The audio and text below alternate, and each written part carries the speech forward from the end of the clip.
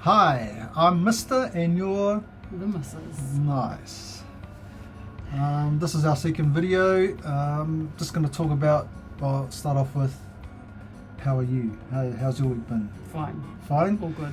All good? All as well. Nice. For myself, yep, I'm fine. I'm still alive. That's a bonus. Yeah.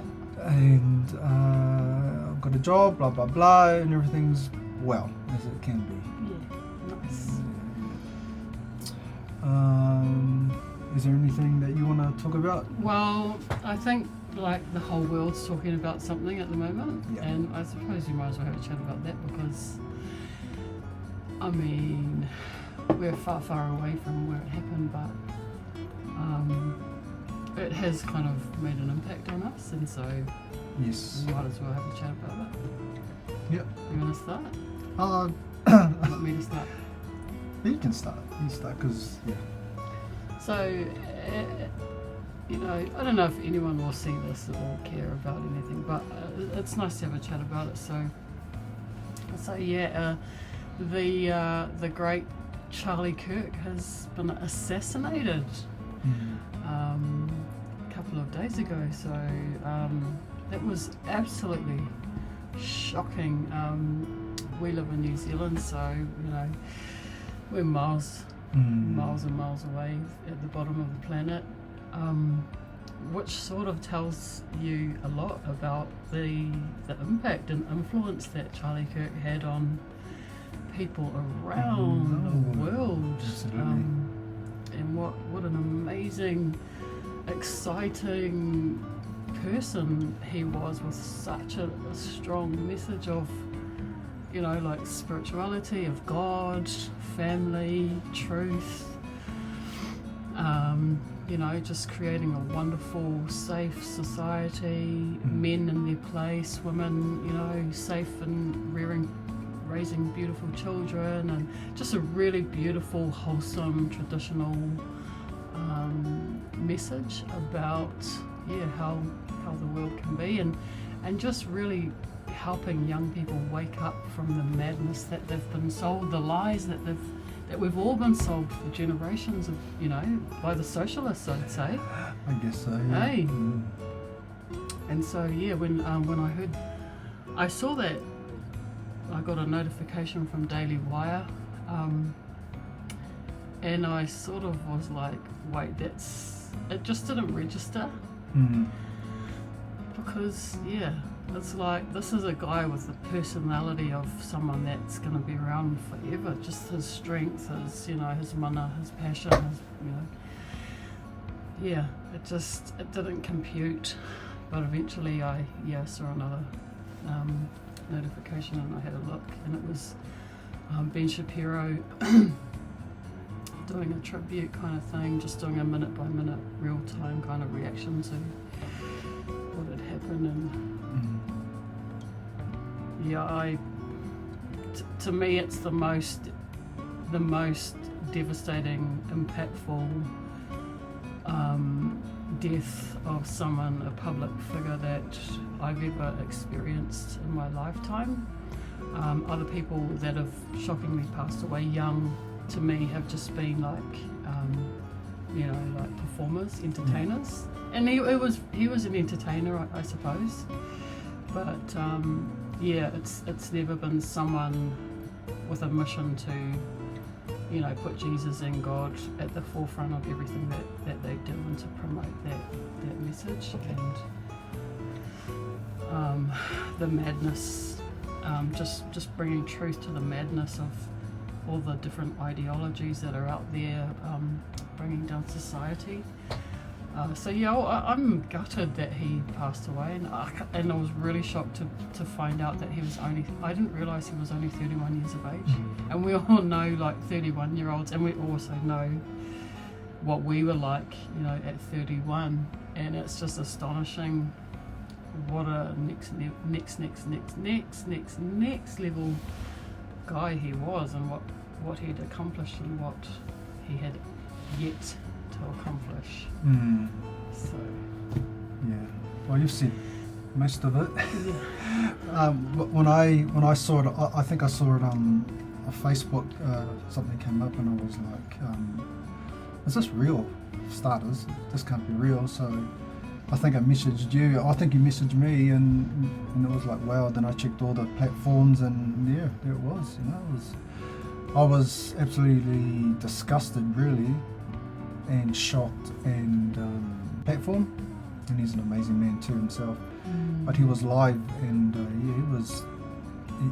He started, he was a bit teary-eyed, and I, watching him, I shed a tear too, So it was the impact of what happened is just, it just made me think about why, why would someone do that to another person just because of his opinion and they didn't agree, just. I wasn't actually angry. I was just sad, that it happened. But the news that I got today, which is that they caught the killer. They got him. Amazing. I'm so glad. Even though I don't know Charlie Kirk personally, but I did know what he stood for, and he's just an amazing man, person, family man, godly man. He's a conservative, and I love that about him. And I'm gonna, may his soul rest in peace. So, I thought that Charlie made it cool to be a family man again. He brought back that, I know there've been some people around, and I think Trump's been really kind of that type of personality as well. There've been a lot of, it's almost like there's, and we talked about it on our last video a little bit, about men and women and the state that the family is in at the moment. And I really saw Charlie Kirk championing traditional manhood, fatherhood, family. I really saw him as a champion of the return of traditional family values. And it's as shocking and horrific as it is, it's also not a surprise, because I do believe that the world and certain parts of society are trying to, and have been trying to, destroy the family for a long time. And I do see that, if you know anything about communism or socialism, you'll know that the family is what they attack and what they want to destroy, because that's where people get their strength, is when they have a strong family, when there's a mum and dad.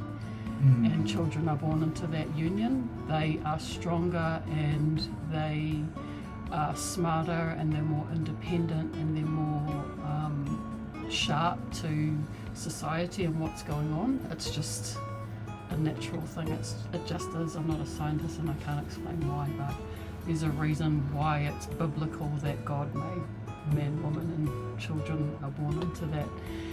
And the opposite of that is the socialist. Every single group, the groups are more important than the family. So it's a shame to me that someone who was like a rock star for the family has been destroyed. But in saying that, in some ways, maybe that will be a light to people, and that people might see that, hold that as a value, see that he'll be remembered well and strongly for that perfect message of how important the family is, and in alignment with God and God's values. Definitely. And also, seeking the truth, getting everyone or anyone opportunity to speak their mind and have a good conversation. And it wasn't about who was wrong or who was right. It was just about different opinions and Talking about and talking. communicating. I had something but it went away. Yeah. So yeah, with Charlie Kirk, yeah, he was an amazing man. It's just one of those things. I'm still in shock, you know. Yeah. Still in shock. It's like he's gone. He's gone. Yeah. The thing A too great that man. you were saying about seeking the truth Mm. and watching as you lose all your friends, Oh, yeah. you know, Yeah, it's and funny, you eh? see it's really interesting to see, what you're saying about when you seek God and seek the truth, everything that you believed in and thought was real, it kind of falls away. Mm. And I have come to see too that a lot of that ideology, all the stuff, all the intellectualism, all the things I believed in were quite meaningless, and also all the belief I had in all the relationships I thought I had, all the people that I thought loved me, and all the people that I really truly believed loved me, and all the people that I really, really wanted to love me, turns out they hated me. Mm. And it's almost like that's a example of what happened to Charlie as well. Like,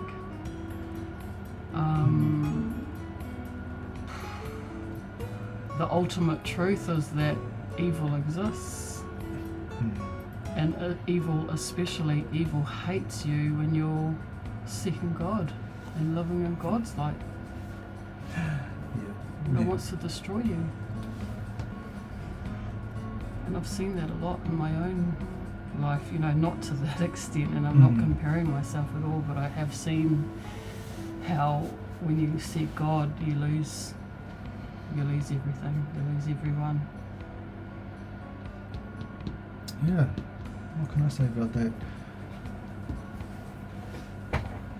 Yeah, definitely when you do seek the truth, which is God, totally saw life in a different light. I was brought up socialist. Definitely socialism. It was a big thing in our era. Yeah. The era that we were born into was very much the hippie, socialist, massive worldwide movement. And so now in this era, this day and age, it's like everywhere. Socialism. And I didn't really understand what it was, and now I do have a little bit of understanding and why I did gravitate towards it, but now I see how damaging it is. Basically getting paid by the government. Yeah, like staying home, the benefits in New Zealand anyway, that's what it's called. All these so-called programs to help people. Get fat and be useless. Have these programs to help, so-called help them, and yet it doesn't help anyone. And I think that mindset of getting other people to help you is definitely not the way to go. I understand for myself, I need to help myself, It's all about, I don't want the government to look after me. I don't want someone else to tell me what to do and how to feel, and So if someone gives you money, basically that's your leader. Is that what you mean? I guess so. That's one. And then once you're receiving money from someone, then you basically have to follow them and what they say and vote for them and stuff. Otherwise, your money stops. Yeah. Yeah. So you're kind of owned and controlled by whoever pays you to an extent, That's and most especially if it's the government that pays you, like. And then it's all about victimhood, People are blaming the white man, I guess, or the colon. You don't blame. The only person you can blame really is yourself. Get off your ass and do something about it. I was told that the white man was the enemy, and rich people were the enemy. It's totally not, Without having people who are rich and people, the white man, I'll be still eating my next door neighbour. I go In the umu. Yeah, I put them in the umu and have a nice meal. But yeah, so I'm the total opposite of a lot of my friends. A lot of people I know are totally into the socialism stuff, and I used to be there, but I'm not, and I'm so grateful that I'm not, because I really understand who I am now and what I stand for, you know, and what I stand for is seeking the truth as well, you know, seeking God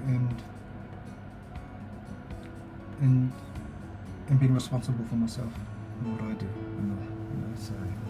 Amen. Amazing. Yeah, I like what you're saying. I was just thinking that, you know, we're born in the 70s, so it's almost like, and we're slightly different, like in some ways. Like my mum was born in New Zealand. I know both your parents were not born here, so you guys are fully immigrant parents. So on my mum's side, yeah, they'd been in this country for a while, and then on my dad's side, immigrant. So dad's side was quite traditional, you know, God and all of that, and whereas on my mum's side, and she had kind of followed her mum as well, and they had quite a almost anti-government, anti-church, anything male, anything authority. They just hated all of it. So I guess that was some of the attitudes that I was around first. That I was around first in my growing up. So it's not surprising to me that a lot of my attitudes throughout my life have been quite left and very much victimhood oriented. Yeah, you can see, well, I see very clearly how my own personal childhood and views that I was delivered as a child, those are what form the foundation of your political absolutely ideals, aren't they? And it's been amazing to discover, you know, Jesse Lee Peterson, and have him show us how to go all the way back and forgive, you know, forgive your parents for the things that they indoctrinated you with, you know, whatever it is, right back at the start, so that you can free yourself from the almost, like, I don't want to sound like an say it I was gonna say the shackles or the prison of the mentality or thinking that you've been groomed or brainwashed into by your environment when you're little, and to be able to forgive, you know, to take that inventory, look at your, you know, what you were born into, take an inventory, look at the things that you know that affected you, that hurt you, that made you angry, that made you hateful, and to forgive those things and be free of that anger, that victimhood mentality, that hate, and to be able to see the world more clearly and see really what it does take politically to create a beautiful, healthy, thriving society. And in my mind now, left doesn't do that. The left tends to inflame emotion. It tends to create a victimhood mentality. It tends to try and baby and mother its citizens and get them on benefits and that type of thing, and then keep them on there so that they can emotionally blackmail and manipulate them.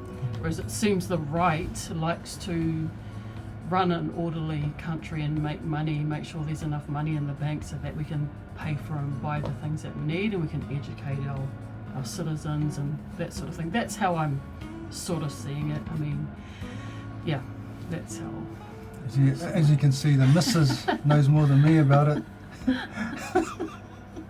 I'm really new at this. Not new, but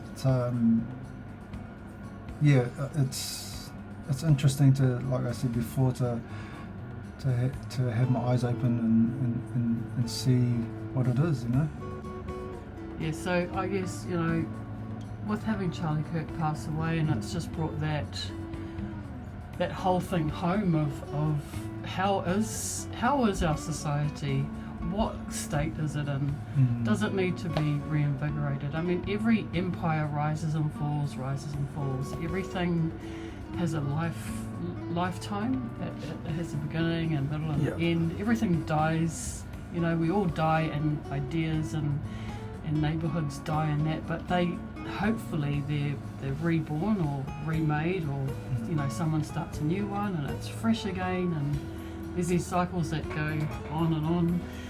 Hopefully, it's an opportunity for us in the Western world to have a look at the gifts of what Christianity has delivered to us, which I think is amazing. Like, I'm not cut out for pre-European times in this country as a native New Zealander. I don't know if I could. I wouldn't want to go back to that. I'm sure there were some good parts about it, but I'm sure there were some really difficult parts about it that we wouldn't want back. I wouldn't want to throw all the white people out and throw all their laws and their justice system and their health system and all those things that you know they brought out, you know. But it's now our responsibility to hand on a society to the kids that are coming that's in a good shape. And have we done that?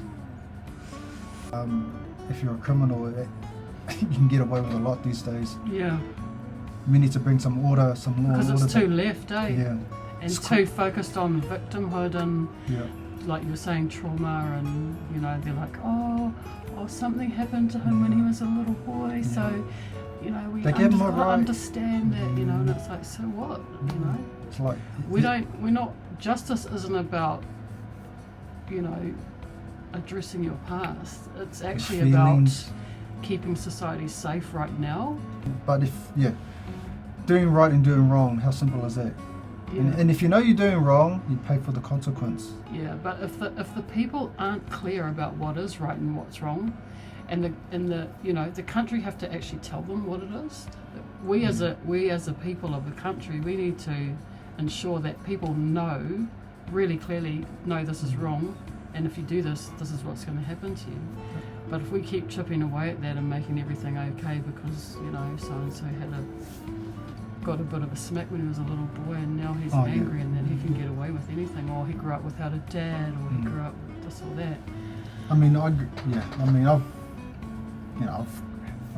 up without a dad, you know, and I think I've turned out right. You know, I've done. You know, I always believed. You had a stepdad. I had a stepdad as well, yeah. But I was gonna say, I always believed that I was a victim, and I think I mentioned it, you know, that I was traumatized and all of that mess, you know. It's crazy, eh? When you live in the past, you're just a victim. Do you think there was a time when someone came into your life, or something turned up in your life that taught you that it was okay to justify the wrong that you were doing? Or do you think that just happened sort of naturally, or it just happened from your environment and what you saw other people doing? Or yeah, probably it was, for me anyway, watching other people, you know, get away with stuff. Yeah, and watching what they were doing. Yeah.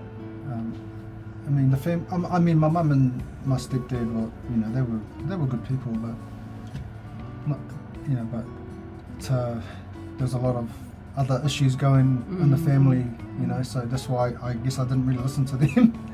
And so I went and started listening to all my mates and, you know, everyone else instead of my parents. Yeah. And most of my mates were all like druggies and alcoholics, you know, young age, you know, in the teens. So it's very much about home, Like, a lot of people will say, oh, it's, the outside influences or the TV or the internet or whatever, but for me, I know 100% everything that I am started in the home, and then I took it to the next level. Yeah, so, and that's good to know. Like, it's good to know, because then you know where to put it, and you know what to forgive, and then you know that it's done, and that it can't. It's not about anything else but who you are and where you come from and what you were taught straight away from at the breast, or One thing about my family is that we didn't really go to church. Because my mum came from the island, she didn't want us to hang out with our own people, which was in a way a good thing, I guess, so you can assimilate into the new country you're in. Yeah, I think that makes sense too. I get that. Yeah. But I think it was for us growing up without, the church there, it veered us more to the badly stuff. You reckon? Yeah. Do you think that you can't be, that you can't go there if you go to church? No, I don't say that. That's what happened to us. Yeah. I mean, you don't need to go to church to be a decent, productive family. But do you think you can't be bad if you go to church? No, you can still be bad if you go to church for sure. But because I have family who are still in church, and they're doing pretty well. They've been doing it. Just what I see of them and how they are. They do a lot, and it looks good. Well, it looks good. Yeah, I think there is a lot to be said for belonging to a Christ-centered community with people that are on the same, at least, planet as you are around values that they want for their family and children. Like, there's no doubt that if you go and grow up in a gang pad or there is going to be some differences to how your worldview than there are to the kid that grows up in the Mormon church or or the Buddhist whatever. There are going to be differences to your worldview and what's okay, what's normal to you generally. This is a long video, eh? Yeah, but you're going to chop it up. Yeah, I know how long is it. 53 minutes, mate. Oh. Have you ever spoken to anyone for that long? Yeah, you. That was literally a meeting. Yeah, you. Okay. All right then. All right, peace. Peace Love you. out. Peace out. Thanks for that. It was amazing. And till next time. Fart, fart, fart, fart, fart.